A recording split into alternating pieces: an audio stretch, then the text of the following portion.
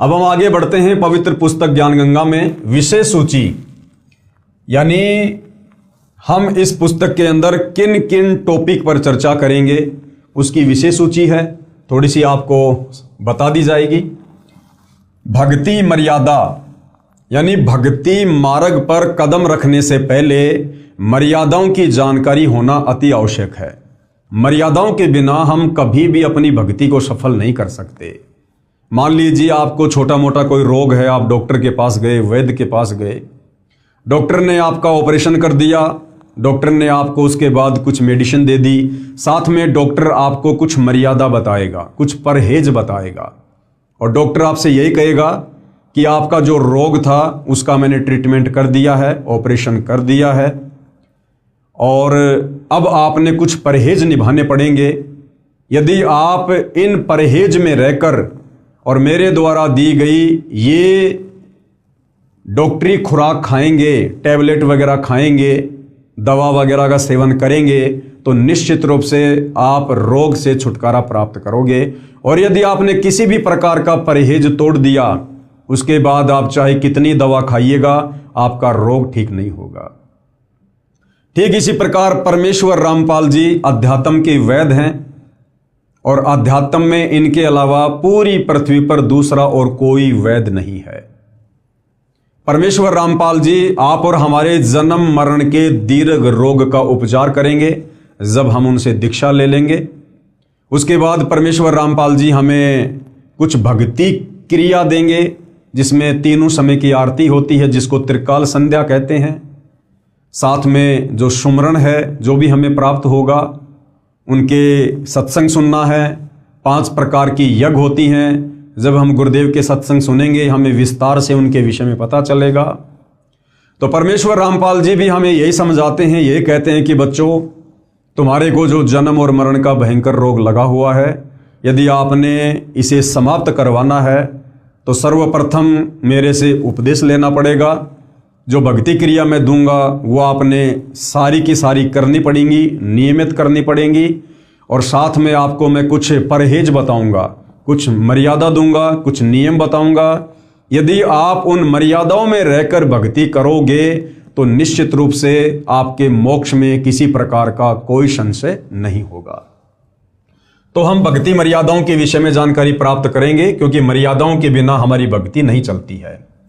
उसके बाद नाम दीक्षा लेने वाले व्यक्तियों के लिए आवश्यक जानकारी। आगे हम पढ़ेंगे कर्म कांड के विषय में सत्य कथा। जो कर्म कांड चारों धर्मों में नादान धर्म गुरुओं ने धर्म शास्त्रों की अनभिज्ञता के कारण भगत समाज में फैला रखा है, उन कर्म कांडों के विषय में हम विस्तार से जानकारी प्राप्त करेंगे। उसके बाद है सृष्टि रचना। ये बहुत ही महत्वपूर्ण टॉपिक है, बहुत ही इंपॉर्टेंट विषय है। सृष्टि रचना मास्टर की है, अध्यात्म की। जिस प्रकार एक मास्टर की होती है जो किसी भी ताले को खोल सकती है, इसी प्रकार सृष्टि रचना, आज तक हमने केवल इसका नाम सुना होगा, सृष्टि रचना। असल में सृष्टि रचना क्या है, कब हुई, कैसे हुई, ये आज तक हमें परमेश्वर रामपाल जी के अलावा किसी ने जानकारी नहीं दी, ना किसी को इस विषय में जानकारी थी। और जब तक हम सृष्टि रचना को अच्छे से नहीं जानेंगे, नहीं पहचानेंगे, जब तक बार बार 2-4 बार 5-10 बार हम इसको नहीं सुनेंगे, नहीं पढ़ेंगे, तब तक हम किसी भी धर्म के धर्म ग्रंथ को नहीं समझ सकते, हम भक्ति मार्ग पर दृढ़ नहीं हो सकते हैं। तो सृष्टि रचना की जानकारी होना प्रत्येक के लिए अति आवश्यक है, जो आपको इस पवित्र पुस्तक ज्ञान गंगा में समझाई जाएगी। उसके बाद है आत्माएं काल के जाल में कैसे फंसी। हमने केवल काल का नाम सुना है, महाकाल का नाम सुना है।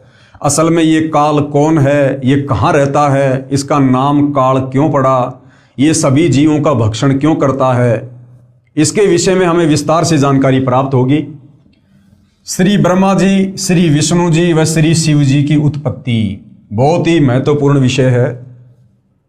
सतयुग से लेकर वर्तमान समय तक, यानी आज से लगभग 30-35 वर्ष पहले तक, जब तक सतगुरु रामपाल जी ने सन 1994 में अपने यथार्थ 13वें कबीर पंथ की शुरुआत करके हमें अध्यात्म के विषय में जानकारी देना प्रारंभ नहीं किया था, उससे पहले तक हमें किसी ने भी श्री ब्रह्मा जी, श्री विष्णु जी और श्री शंकर जी की उत्पत्ति के विषय में नहीं बताया।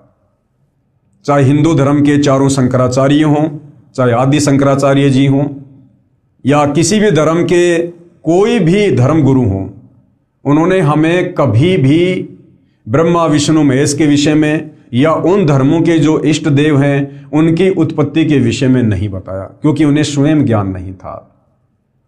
श्री ब्रह्मा विष्णु महेश जी को अजरो अमर कहकर छोड़ दिया गया। हम नादान आत्माओं ने भी, हमारे पूर्वजों ने भी अध्यात्म की जानकारी के अभाव में ये स्वीकार कर लिया कि श्री ब्रह्मा विष्णु महेश जी अजरो अमर हैं, इनके कोई माता पिता नहीं है, इनकी उत्पत्ति कभी नहीं होती है, ये तो सबको उत्पन्न करने वाले हैं, ये तो सृष्टि के रचयिता हैं। जबकि भाई और बहनों, इस पवित्र पुस्तक ज्ञान गंगा में यदि हम हिंदू धर्म से हैं, यदि हम मुस्लिम धर्म से हैं, सिख धर्म से हैं, ईसाई धर्म से हैं, तो हमारे धर्म शास्त्रों में श्री ब्रह्मा विष्णु महेश जी की उत्पत्ति के विषय में, उनके जन्म और मरण के विषय में विस्तार से जो बातें लिखी गई हैं, जो सूक्ष्म थी, कोड वर्ड में थी, संकेतों में थी, परमेश्वर रामपाल जी ने उन तमाम जानकारियों को इस पवित्र पुस्तक ज्ञान गंगा में ससबूत प्रमाणित उन धर्म शास्त्रों के अध्याय और श्लोक बताकर हमें समझाया है, इस पवित्र पुस्तक में लिखा है, जो जानकारी हम आगे प्राप्त करेंगे। तीनों गुण क्या हैं? रजगुण, सतगुण और तमगुण, ये तीन गुण क्या हैं, ये किस प्रकार से अपना कार्य करते हैं, इसके विषय में हम कंप्लीट जानकारी प्राप्त करेंगे। ब्रह्म अर्थात काल की अव्यक्त रहने की प्रतिज्ञा। ये जो काल है, जिसको गीता जी में जिसको ब्रह्म भी कहा गया है, जिसको क्षर पुरुष भी कहा जाता है, ये जो ब्रह्म है, जो काल है, ये श्री ब्रह्मा विष्णु महेश के पिताजी हैं। और ये क्यों अव्यक्त रहते हैं? अव्यक्त का मतलब होता है जो सशरीर है, साकार है, लेकिन जो दिखाई नहीं देता। तो ये जो काल है, जो ब्रह्म है, ब्रह्मा विष्णु महेश का पिता है, ये अव्यक्त क्यों रहता है? क्यों इसने अव्यक्त रहने की प्रतिज्ञा की? इसके पीछे की पूरी राम कहानी हम इस पवित्र पुस्तक ज्ञान गंगा में प्राप्त करेंगे। ब्रह्मा का अपने पिता यानी काल ब्रह्म की प्राप्ति के लिए प्रयत्न करना। ब्रह्मा जी, श्री ब्रह्मा जी के द्वारा अपने पिता काल ब्रह्म की प्राप्ति के लिए, उनके दर्शन करने के लिए प्रयत्न करना, परंतु ब्रह्मा जी अपने पिता के दर्शन नहीं कर पाए। माता दुर्गा द्वारा ब्रह्मा को श्राप देना।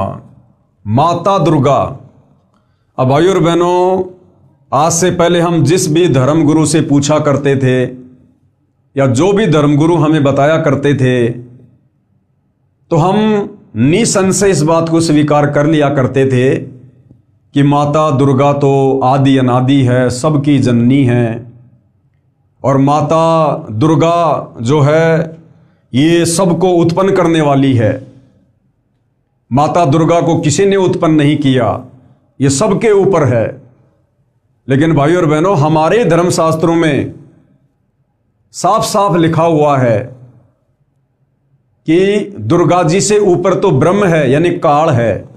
ये काल जो ब्रह्मा विष्णु महेश का पिता है, ये माता दुर्गा से ऊपर है, क्योंकि ये माता दुर्गा का पति है। पति, आज से पहले यदि कोई पूछ लिया करता था किसी धर्मगुरु से कि भाई ये जो दुर्गा माता जी हैं, इनके पति कौन हैं, यदि हम इनको माता कहकर संबोधित कर रहे हैं तो अवश्य इनका विवाह हुआ होगा, इनके पति का भी नाम होगा, वरना अविवाहित स्त्री को तो कभी माता नहीं कहा जाता, उसको तो बहन कहा जाता है, भुआ कहा जाता है, बेटी कहा जाता है। यदि दुर्गा जी का कोई पति नहीं है, इन्होंने शादी नहीं की है, तो फिर इनको माता जी क्यों कहा जाता है? साथ में आप और हमारे मन में दुर्गा जी की तस्वीर को देखकर बहुत सारे भ्रम उत्पन्न होते थे, शंकाएं उत्पन्न होती थी, लेकिन शंकाओं का समाधान कहीं नहीं मिलता था। जब हम दुर्गा जी की फोटो को देखते थे कि दुर्गा जी ने कितना बढ़िया हार श्रृंगार कर रखा है, दुर्गा जी ने मांग भर रखी है, दुर्गा जी ने माथे पर बिंदी लगा रखी है, दुर्गा जी ने कंगन पहन रखे हैं। अगर दुर्गा जी ने शादी नहीं की तो फिर दुर्गा जी मांग क्यों भरती है? क्योंकि सिंदूर तो सुहाग की निशानी होती है। यदि दुर्गा जी का कोई पति नहीं है, इन्होंने शादी नहीं की, तो फिर माथे पर टिक्की यानी बिंदी क्यों लगाती है? माथे पर टिक्की या बिंदी तो शादीशुदा स्त्री की पहचान होती है। फिर हम इसको माता जी कहते हैं। तो बहुत सारी शंकाएं हमारे मन में उठती थी, परंतु हमें उनका जवाब नहीं मिलता था और हम भी चुप हो जाया करते थे, क्योंकि आप और हमारी बुद्धि भी इतना काम नहीं करती थी। अब परमेश्वर रामपाल जी ने आकर सर्वधर्म शास्त्रों का निष्कर्ष निकालकर ये प्रमाणित कर दिया है, सबूत प्रमाणित कर दिया है कि ब्रह्मा विष्णु महेश की जो माता है, जो जननी है, वो श्री दुर्गा जी है। और श्री दुर्गा जी का जो पति है वो है काल, ये ब्रह्म। अर्थात ब्रह्मा विष्णु महेश के माता पिता कौन है? काल और दुर्गा। और विशेष जानकारी हम आगे इस पवित्र पुस्तक ज्ञान गंगा में प्राप्त करेंगे। तो माता दुर्गा जी ने अपने पुत्र श्री ब्रह्मा जी को क्यों श्राप दिया? ब्रह्मा जी ने ऐसी क्या गलती कर दी? क्या वो घटना थी जो हमारे हिंदू धर्मशास्त्रों में वर्णित है, लेकिन तत्व ज्ञान के अभाव में हमारे धर्मगुरु हमें बता नहीं पाए? अब परमेश्वर रामपाल जी ने वो जानकारी इस पवित्र पुस्तक ज्ञान गंगा में डाली है। विष्णु जी का अपने पिता काल ब्रह्म की प्राप्ति के लिए प्रस्थान व माता का आशीर्वाद। परब्रह्म के 7 संख ब्रह्मांडों की जानकारी। अभी तक तो हमने ये ब्रह्म के विषय में जाना था कि ये ब्रह्म कौन है, ये ब्रह्म कौन है, काल कौन है। अब ये परब्रह्म, एक होता है ब्रह्म, एक होता है परब्रह्म, यानी उस ब्रह्म से भी ऊपर का भगवान। ब्रह्म और परब्रह्म, दादा और परदादा। तो एक हो गया ब्रह्म, जो ब्रह्मा विष्णु महेश के पिताजी हैं, दुर्गा का पति है। एक यहां पर नाम आया है परब्रह्म, यानी इस ब्रह्म से भी ऊपर का भगवान, जिसके पास 7 संख ब्रह्मांड हैं। इस ब्रह्म के पास तो केवल 21 ब्रह्मांड है और परब्रह्म के पास में 7 संख ब्रह्मांड हैं। उसके विषय में भी हम विस्तार से जानकारी प्राप्त करेंगे, जिस पर ब्रह्म का जिक्र गीता अध्याय 15 श्लोक नंबर 15, 16 और 17 में है। आगे है पवित्र अथर्ववेद में सृष्टि रचना का प्रमाण, यानी जो 4 वेद हैं, ऋग्वेद, यजुर्वेद, अथर्ववेद और सामवेद, इन चारों वेदों में सृष्टि रचना का प्रमाण है। तो अथर्ववेद में सृष्टि रचना कहाँ लिखी हुई है, कौन कौन से श्लोकों में लिखी हुई है, उसके विषय में भी हम विस्तार से जानकारी प्राप्त करेंगे। पवित्र ऋग्वेद में सृष्टि रचना का प्रमाण ये भी हम जानेंगे। पवित्र श्रीमद् देवी महापुराण में सृष्टि रचना का प्रमाण।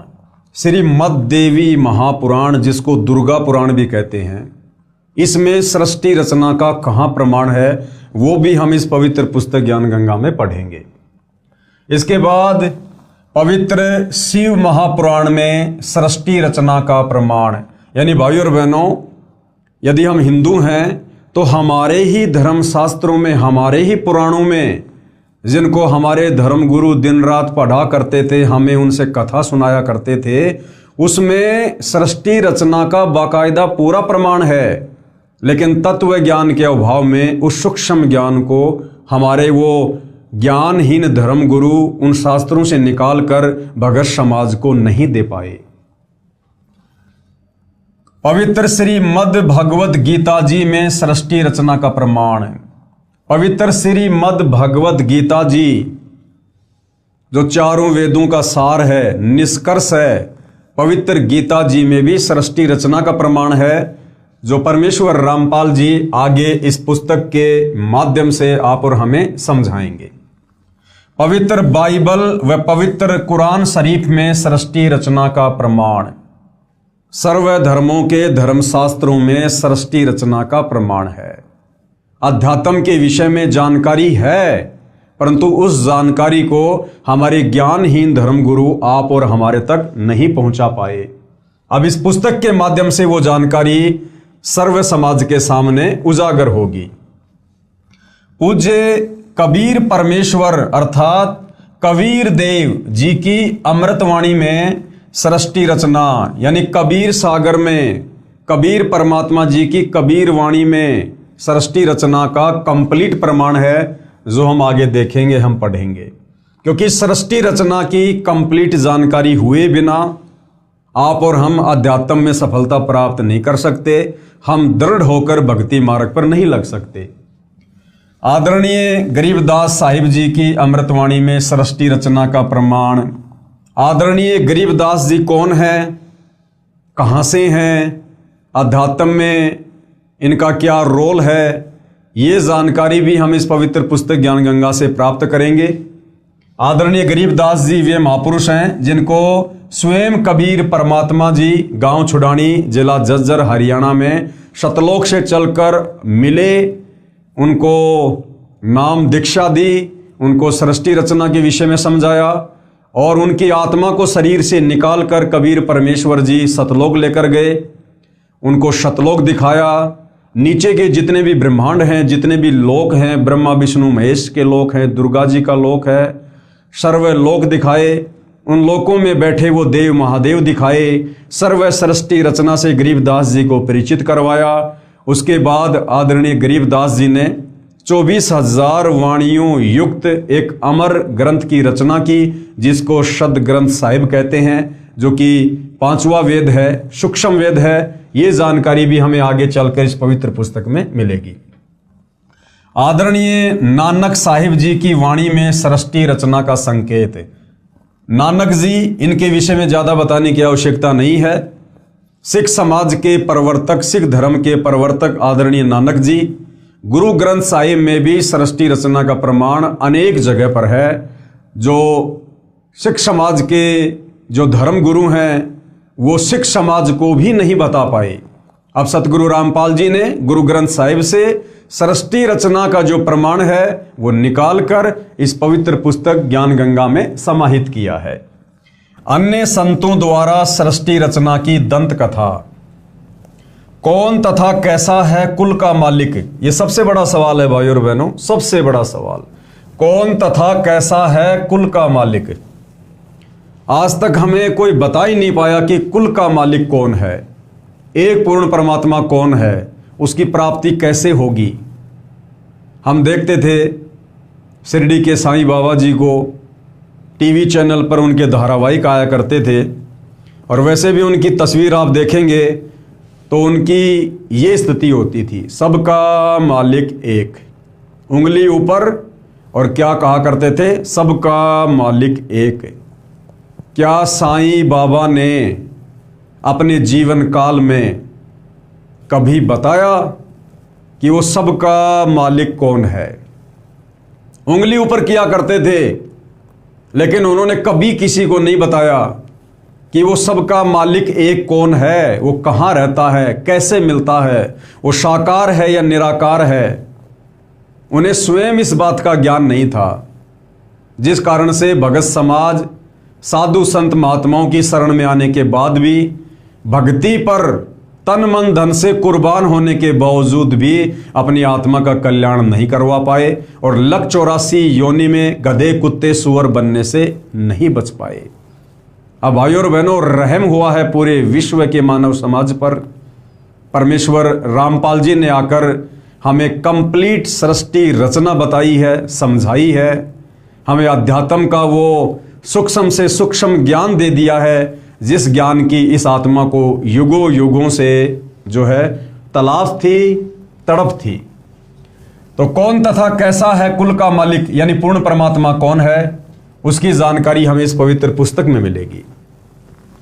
आदरणीय धर्मदास साहिब जी कबीर परमेश्वर के साक्षी।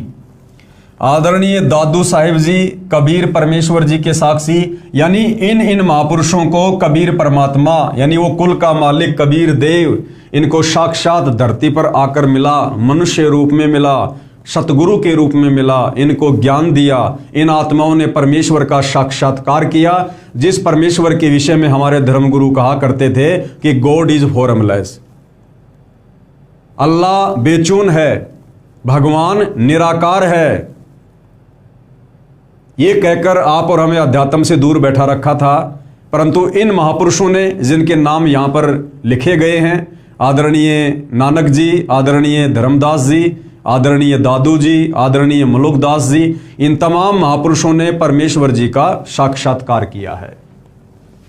आदरणीय मलुकदास साहिब जी कबीर परमेश्वर जी के साक्षी, आदरणीय गरीबदास साहिब जी कबीर परमेश्वर जी के साक्षी। साक्षी यानी बिल्कुल आमने सामने जो मिला हो। आदरणीय नानक जी द्वारा गुरु ग्रंथ साहिब में कबीर परमेश्वर का प्रमाण, आदरणीय नानक जी ने गुरु ग्रंथ साहिब में ये लिखा है कि मेरा गुरु कौन था।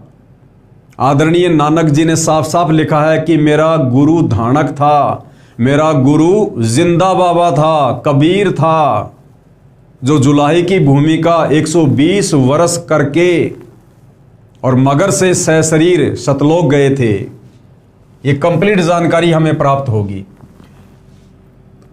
प्रभु कबीर जी ने स्वामी रामानंद जी को तत्व ज्ञान समझाया। पवित्र शास्त्र भी कबीर परमेश्वर यानी कबीर देव के साक्षी हैं। कबीर साहिब जी चारों युगों में आते हैं। अब ये शंका उत्पन्न हो जाएगी कि भई अगर कबीर जी ही परमात्मा हैं, कौन कबीर? वे कबीर जिनको दुनिया कबीर दास जी के नाम से जानती है, जिनके दोहा दुनिया पढ़ा करती है कि बड़ा भया तो क्या भया, जैसे पेड़ खजूर, पंछी को छाया नहीं, फल लागे अति दूर। कबीर गुरु गोविंद दोनों खड़े, काके लागू पाए, बलिहारी गुरु आपना जिन गोविंद दिया बताए। तो शंका हो जाएगी कि कबीर जी तो आज से लगभग 650 साल पहले सन 1398 में बनारस के काशी में आए थे, और यहाँ लिखा गया है कि कबीर जी तो चारों युगों में आते हैं, प्रकट होते हैं। जी हाँ भाई और बहनों, कबीर जी आप और हमारी तरह दिखाई देने वाले एक इंसान मात्र नहीं है। कबीर जी आप और हमारी तरह 5 तत्व से बने शरीर में नहीं रहते हैं। वो लीला अवश्य करते हैं आप और हमारी तरह दिखाई देने वाले एक मनुष्य की, परंतु वो आप और हमारे शरीर से भिन्न होते हैं। उनका रूप नूरी होता है, उनका शरीर एक तत्व से बना होता है, नूर तत्व से। और कबीर परमेश्वर अनंत कोटि ब्रह्मांडों के स्वामी हैं। कबीर परमात्मा सर्व सिद्धियों के स्वामी हैं। ये कबीर परमात्मा जब चाहे, जैसे चाहे, किसी भी रूप में, किसी भी उम्र में, किसी भी शरीर में ये प्रकट हो सकते हैं। तो चारों युगों में कबीर परमेश्वर संत बनकर, सतगुरु बनकर, तत्वदर्शी संत बनकर आप और हम आत्माओं को ज्ञान समझाने के लिए पृथ्वी पर प्रकट होते हैं। उस परमेश्वर की उन लीलाओं का वर्णन विस्तार से आप परमात्मा जी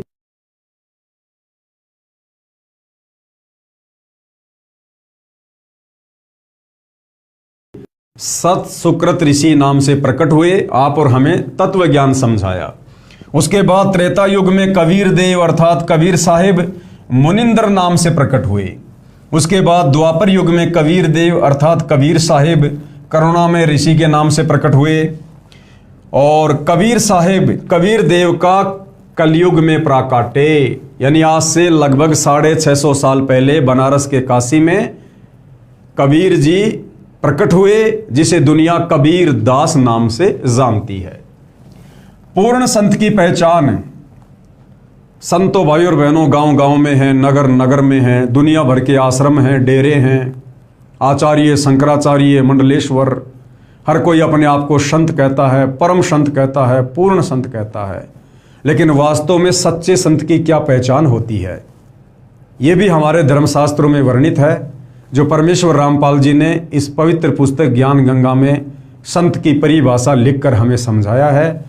और जो पूर्ण संत होता है वो भूमिका स्वयं परमात्मा ही करता है, अन्यथा कोई यहाँ पर संत की भूमिका भी नहीं कर सकता है।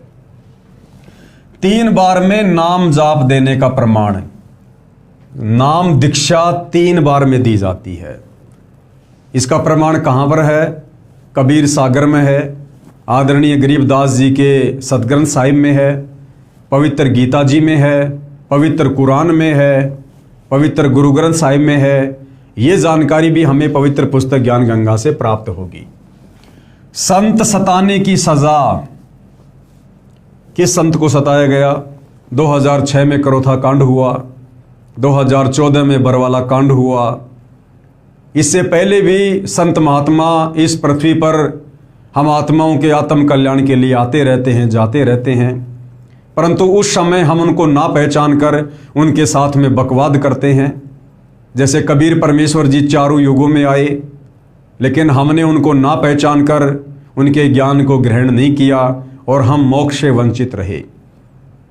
त्रेता युग में श्री रामचंद्र जी आए जो कि विष्णु जी के अवतार थे, उनको दुनिया ने ना पहचान कर जो लाभ उनसे प्राप्त किया जा सकता था उस लाभ से दुनिया वंचित रही।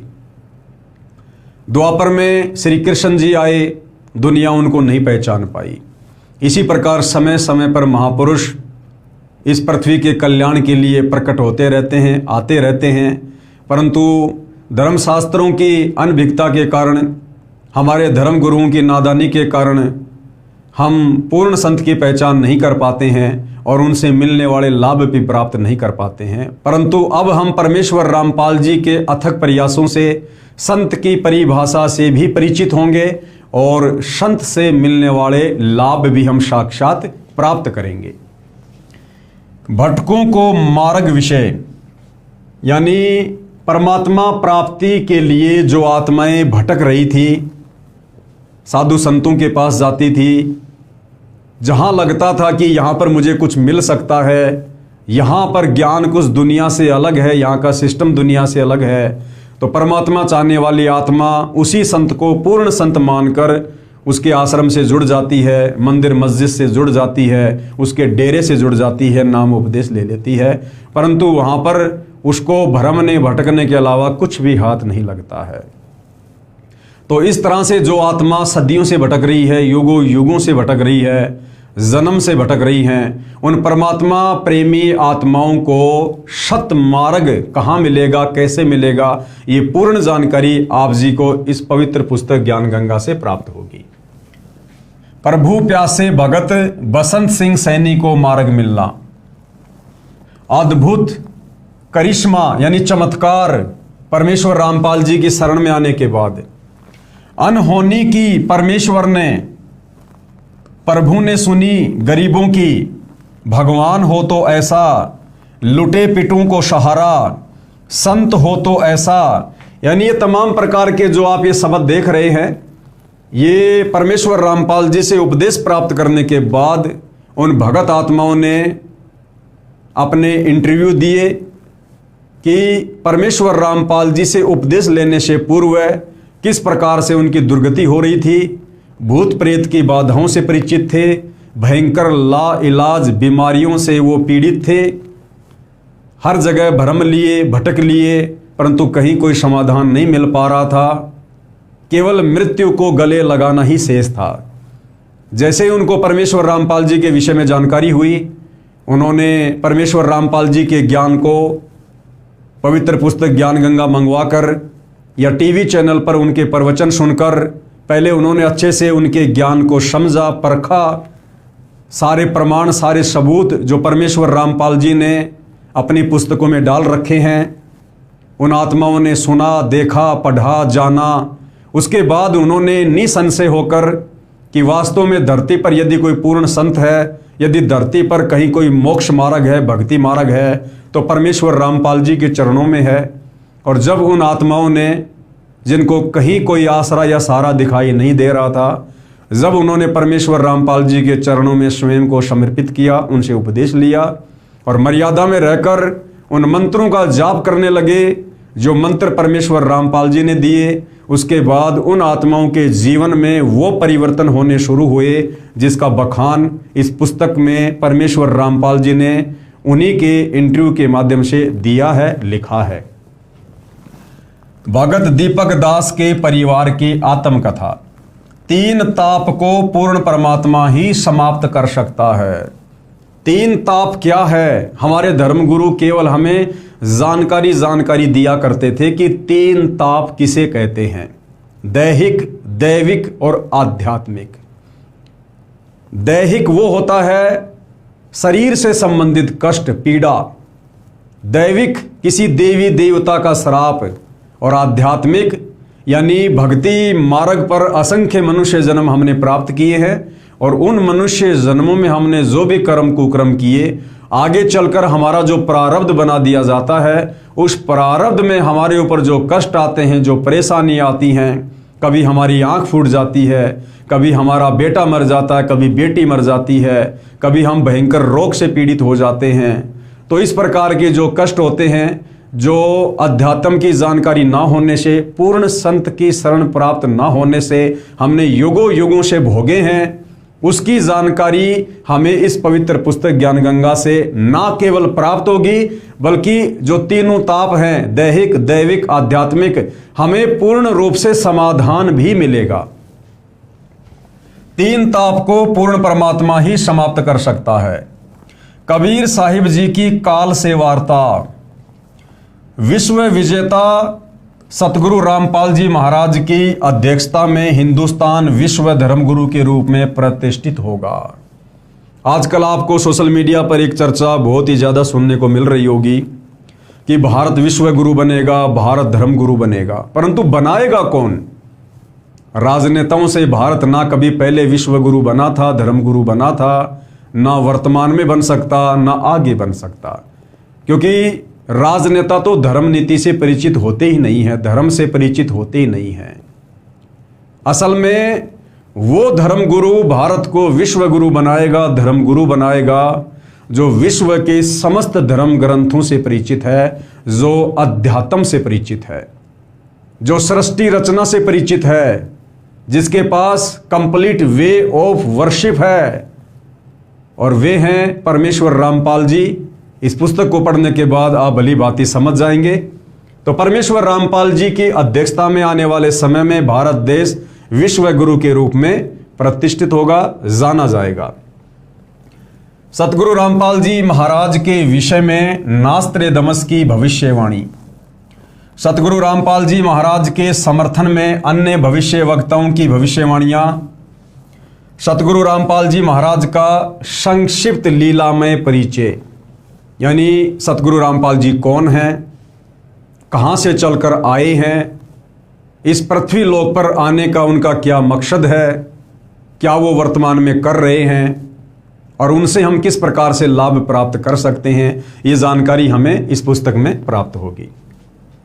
प्रमाण के लिए देखिए फोटोकॉपी, यानी बहुत सारे धर्मशास्त्रों के जो श्लोक है, अध्याय हैं, उनकी फोटोकॉपी भी आपको दिखाई जाएगी। यथार्थ ज्ञान प्रकाश विषय, परमेश्वर के विषय में शास्त्र क्या बताते हैं, यानी परमात्मा के विषय में, कबीर परमेश्वर के विषय में हमारे धर्मशास्त्र हमें क्या प्रमाणित करते हैं, वो प्रमाण आपको विद फोटोकॉपी दिखाए जाएंगे। पवित्र गीता जी का ज्ञान किसने कहा? सबसे बड़ा सवाल। परमेश्वर रामपाल जी की शरण में आने से पहले और वर्तमान में जो जो भाई बंधु, चाहे वो किसी भी धर्म से हैं, जो सतगुरु रामपाल जी की शरण से दूर हैं, आज भी उन सब का यही मानना है कि पवित्र गीता जी का ज्ञान श्री कृष्ण जी ने बोला है, महाभारत के समय कुरुक्षेत्र के मैदान में बोला है।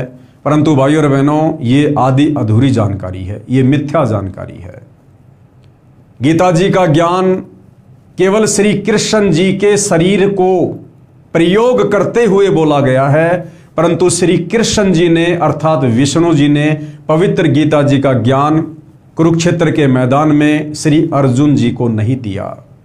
अब ये बात आपके गले नहीं उतरेगी, शुरू में मेरे गले भी नहीं उतरी थी, परंतु जब मैंने पवित्र पुस्तक ज्ञान गंगा को विस्तार से पढ़ा, समझा, और जो प्रमाण मुझे पवित्र गीता जी से, वेदों से सतगुरु रामपाल जी के द्वारा दिखाए गए, जो आप भी देखेंगे इस पुस्तक ज्ञान गंगा में, और जिस प्रकार मुझे विश्वास हुआ, मेरी भ्रमणा का समूल समाधान हुआ, उस प्रकार से आप जी की शंका का भी समाधान होगा, और आप जी भी ये मानने पर विवश होंगे, और आपको एक प्रसन्नता होगी कि वास्तव में पवित्र गीता जी का ज्ञान श्री कृष्ण जी ने नहीं बोला, बल्कि श्री कृष्ण जी के शरीर में प्रवेश करके उसके पिता काल ब्रह्म ने बोला।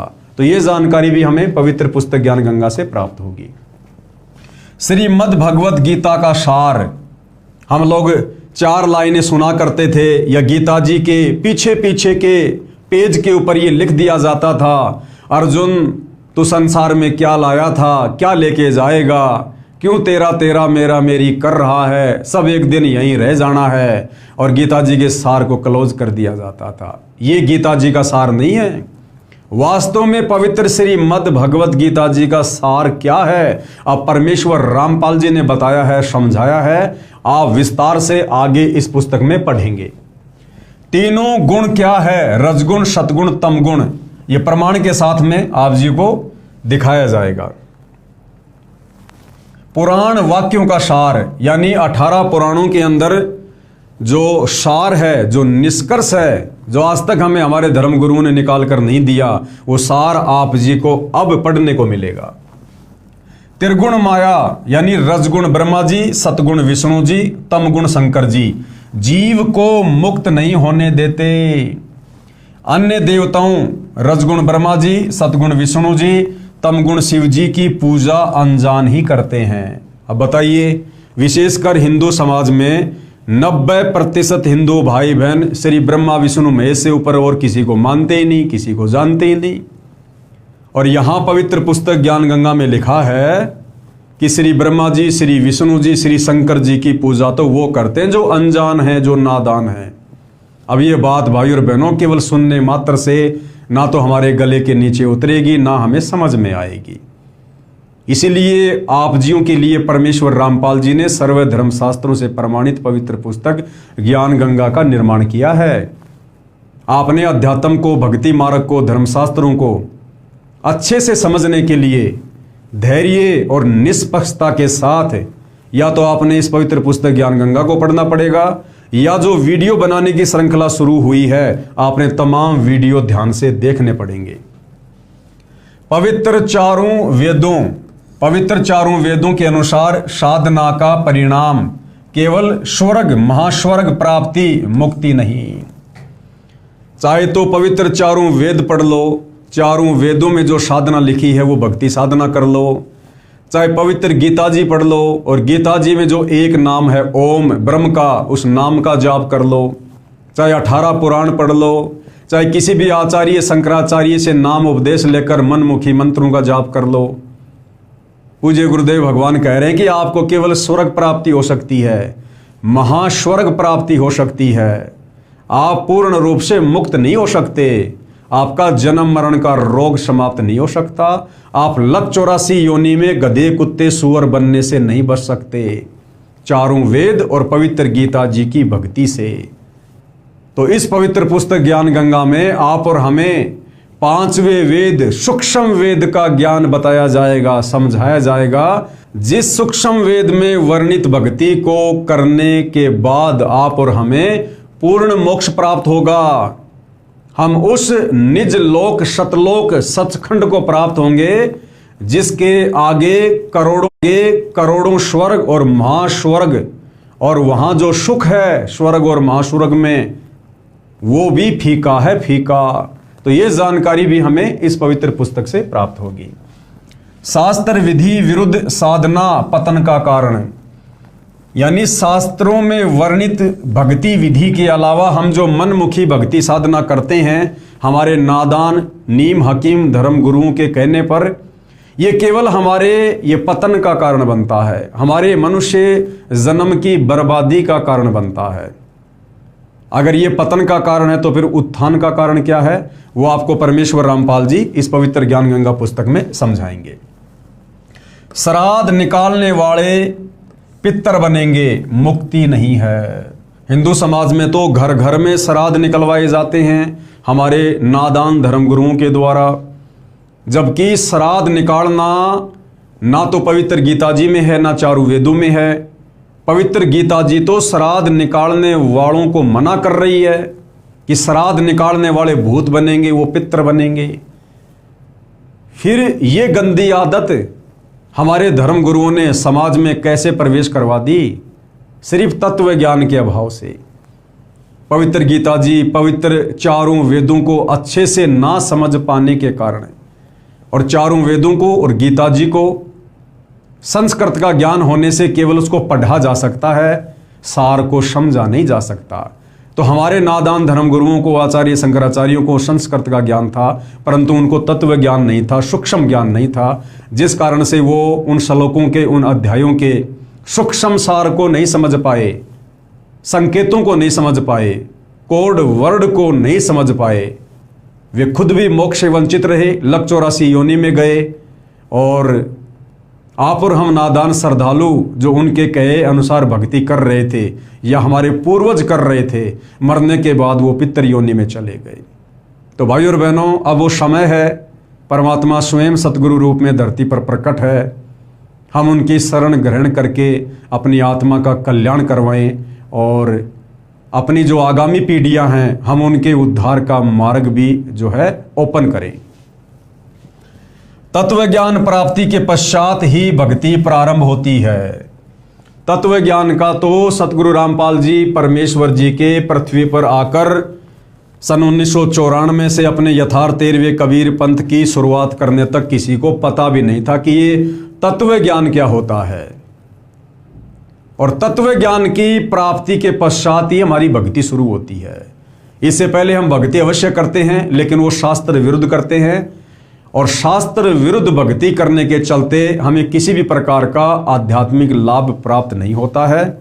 और वो भक्ति करते करते जो शास्त्र विरुद्ध होती है, फिर भी हमें कुछ लाभ होते हैं, तो वो उस भक्ति के कारण नहीं होते, हमारे किसी पूर्व मनुष्य जन्म में किए गए शुभ कर्मों का वो परिणाम होता है, जिस कारण से हम थोड़ा बहुत लाभ शास्त्र विरुद्ध साधना करते करते भी प्राप्त करते हैं।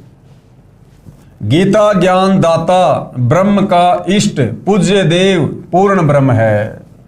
गीता ज्ञान दाता यानी गीता जी का ज्ञान देने वाला भगवान कौन? ब्रह्म अर्थात काल क्षर पुरुष। हमने तो केवल श्री कृष्ण जी का नाम सुना था, लेकिन गीता का ज्ञान देने वाला असल में ये ब्रह्म है, ये काल है, जो ब्रह्मा विष्णु महेश का पिता है, जिसने श्री कृष्ण जी के शरीर में प्रेत की भांति प्रवेश करके और गीता जी का ज्ञान श्री अर्जुन जी को दिया। तो इस काल ब्रह्म का जो इष्ट देव है, जो पूज्य देव है, वो कौन है? वो पूर्ण ब्रह्म है। कौन पूर्ण ब्रह्म? कबीर देव, यानी जो कबीर परमात्मा जी हैं, जो चारों युगों में आते हैं, जिनके अलावा कोई तत्वदर्शी संत की, पूर्ण संत की भूमिका नहीं निभाता है, वह कबीर देव गीता का ज्ञान देने वाले इस काल ब्रह्म का भी इष्ट देव है, पूज्य देव है। हम गीता जी में सबूत प्रमाणित पढ़ेंगे। आज से पहले हमें नहीं बताया गया, नहीं समझाया गया, अब परमेश्वर रामपाल जी उंगली रख रख कर हमें समझा रहे हैं, और पवित्र पुस्तक ज्ञान गंगा में हम प्रमाण के साथ में ये बात जानेंगे। ब्रह्म का साधक ब्रह्म को तथा पूर्ण ब्रह्म का साधक पूर्ण ब्रह्म को ही प्राप्त होगा। ब्रह्म यानी काल, काल की भक्ति करने वाला भगत इस काल को प्राप्त होगा, अर्थात जन्म और मरण में रहेगा, लक 84 योनियों को प्राप्त करेगा, पूर्ण मोक्ष प्राप्त नहीं करेगा। और पूर्ण ब्रह्म यानी कबीर देव, पूर्ण परमात्मा, उसका भगत पूर्ण ब्रह्म यानी कबीर देव यानी सतलोक को प्राप्त होगा, सदा सदा के लिए मुक्त हो जाएगा, सचखंड में चला जाएगा, जहां जाने के बाद कभी हमारी मृत्यु नहीं होती है, जहां जाने के बाद फिर लक 84 योनियों का झंझट सदा सदा के लिए समाप्त हो जाता है। ब्रह्म अर्थात क्षर पुरुष अर्थात काल, ये जो ब्रह्म है, जो ब्रह्मा विष्णु महेश का ये पिता है, दुर्गा का पति है, इसको चाहे आप जी ब्रह्म कहो, चाहे आप इसको क्षर पुरुष कहो। क्षर पुरुष यानी नाशवान भगवान, जिसका नाश होता है, जो अविनाशी नहीं है, इसको चाहे ब्रह्म कहो, चाहे क्षर पुरुष कहो, चाहे आप इसको जो है काल कहो। तो ब्रह्म अर्थात क्षर पुरुष की साधना अनुत्तम यानी घटिया है। पवित्र गीता जी में ये ब्रह्म, ये काल, ये क्षर पुरुष अर्जुन को ज्ञान देते हुए अध्याय 7 श्लोक नंबर 18 में साफ साफ कह रहा है कि भाई अर्जुन, मेरी भक्ति यानी मुझ ब्रह्म की भक्ति भी अनुत्तमाम है, घटिया है, यानी मेरी भक्ति करके सिर्फ तुम ब्रह्म लोक में जा सकते हो, परंतु ब्रह्म लोक में जाने के बाद अपनी भक्ति कमाई को खर्च करने के बाद फिर तुम्हें पुनः वापस नरक में भी जाना पड़ेगा। लक 84 योनियों में तरह तरह के शरीर धारण करके कष्ट भोगने पड़ेंगे, फिर तुम्हें पृथ्वी लोक पर मनुष्य जन्म भी प्राप्त करना पड़ेगा, यानी तुम्हारा जन्म मरण का चक्कर सदा बना रहेगा मुझ काल ब्रह्म की भक्ति करने के चलते। आगे शंका समाधान एक चैप्टर है, यानी इस पवित्र पुस्तक ज्ञान गंगा को पढ़ने के बाद में, सतगुरु रामपाल जी के सत्संग सुनने के बाद, यदि फिर भी किसी को कोई शंका रहती है किसी भी प्रकार की, तो क्या क्या शंका हो सकती है, जो भगत समाज की शंकाएं परमेश्वर रामपाल जी के पास आया करती थी, उन तमाम शंकाओं को पवित्र पुस्तक ज्ञान गंगा में लिखकर अन्य भाई बहनों की शंका के समाधान के लिए ऐड किया गया है। गद्दी तथा महंत परंपरा की जानकारी, गद्दी तथा महंत परंपरा की जानकारी, पवित्र तीर्थ तथा धाम की जानकारी, यानी ये पवित्र तीर्थ कैसे बने, बद्रीनाथ, केदारनाथ, चारों धाम, जगन्नाथ धाम, इनकी स्थापना कैसे हुई, इन तीर्थों पर जाने से, स्नान करने से, चढ़ावा चढ़ाने से हमें किसी प्रकार का कोई लाभ है या नहीं है, या खाली हमारी पैर तुड़वाई होती है, कावड़ लाने से, पैदल यात्रा करने से हमें किसी प्रकार का लाभ है या नहीं है। तो जितने भी तीर्थ हैं, धाम हैं, इनकी स्थापना कैसे हुई, इनका निर्माण कैसे हुआ, वो कथाएं भी आप और हमें, जो आज से पहले हमारे धर्म गुरुओं के द्वारा यथार्थ रूप में नहीं बताई गई, नहीं समझाई गई, अब हमें परमेश्वर रामपाल जी के आशीर्वाद से इस पवित्र पुस्तक ज्ञान गंगा को पढ़ने से पता चलेगा। स्वर्ग की परिभाषा क्या है? हमें केवल इतना बताया जाता था कि मरने के बाद में स्वर्ग जाते हैं। जाना तो नरक में भी पड़ता है, लेकिन नरक के विषय में कोई नहीं बताता था। मरने के बाद दादा दादी की, माता पिता की फोटो के नीचे लिखवा दिया जाता था, फला फला दिनांक को इनका स्वर्गवास हुआ। अब ये स्वर्ग क्या है? स्वर्ग जाकर तो हमें वापस जन्म मरण में आना पड़ता है, फिर नरक में भी जाना पड़ता है, गधा कुत्ता शोर भी बनना पड़ता है, मनुष्य जन्म भी प्राप्त करना पड़ता है। और स्वर्ग तो बहुत छोटी इकाई है, बहुत छोटी इकाई है, जिसको बैकुंठ कहते हैं। तो स्वर्ग के विषय में जो जानकारी आज तक हमारे धर्म गुरु हमें नहीं दे पाए, वो जानकारी भी परमेश्वर रामपाल जी के आशीर्वाद से हमें पता चलेगी। गीता ज्ञान दाता कौन? ये काल, ये ब्रह्म, क्षर पुरुष, ब्रह्मा विष्णु महेश का पिता, दुर्गा का पति। गीता ज्ञान दाता की उत्पत्ति का संकेत, यानी ये भी जन्म और मरण में है। कौन? ब्रह्मा विष्णु महेश का पिता, दुर्गा का पति काल। तो सोचिए, ब्रह्मा विष्णु महेश अजरो अमर कैसे होंगे? तो ये जानकारी भी हमें पवित्र पुस्तक ज्ञान गंगा से मिलेगी। कबीर साहिब द्वारा विभीषण तथा मंदोदरी को शरण में लेना। लंकापति रावण का भाई विभीषण और लंकापति रावण की धर्म पत्नी मंदोदरी, इनको भी कबीर परमेश्वर जी ने त्रेता युग में मुनिंदर नाम से अपनी शरण में लिया। आम हिंदू समाज तो यही जानता है कि विभीषण जी श्री रामचंद्र जी के भगत थे। जी नहीं, अभी तक हमने केवल आधा अधूरा आध्यात्मिक ज्ञान सुना है। कबीर परमेश्वर जी जो त्रेता युग में मुनिंदर ऋषि के नाम से प्रकट थे, उन्होंने लंकापति रावण से भी भेंट की, परंतु रावण ने उनके ज्ञान को स्वीकार नहीं किया अभिमानवश। परंतु मंदोदरी जो रावण की धर्मपत्नी थी, अच्छी आत्मा थी। विभीषण जो रावण का भाई था, नेक आत्मा थी। इन दोनों ने एक सत्संग सुनते ही कबीर परमेश्वर जी से, जो मुनिंदर नाम से आए हुए थे त्रेता युग में, उनसे उपदेश लिया और उनके भगत बने। ये हकीकत भी अब हमें पवित्र पुस्तक ज्ञान गंगा से पता चलेगी। द्वापर युग में इंद्रमती को शरण में लेना। पवित्र पुराणों का रहस्य, यानी हमारे धर्मगुरु तो हमें इन पुराणों का भी वास्तविक ज्ञान नहीं समझ आ पाए। इनका रहस्य भी अब परमेश्वर रामपाल जी के आशीर्वाद से हमें पता चलेगा। शास्त्रार्थ विषय, असल में शास्त्रार्थ क्या होता है, ज्ञान चर्चा क्या होती है, ये भी हमें पता चलेगी। भटकों को शतमार्ग, यानी जो आत्माएं परमात्मा प्राप्ति के लिए भटक रही थी, मंदिर में, मस्जिद में, चर्च में, गुरुद्वारों पर, तीर्थों पर, धामों पर, कावड़ लाने में, पैदल यात्रा में, उन आत्माओं को जिनको वास्तव में परमात्मा की चाहत थी, उन आत्माओं को परमेश्वर रामपाल जी की शरण में आने के बाद किस प्रकार से भक्ति मार्ग मिला, शतमार्ग मिला, ये उन्हीं के मुख कमल से हम सुनेंगे।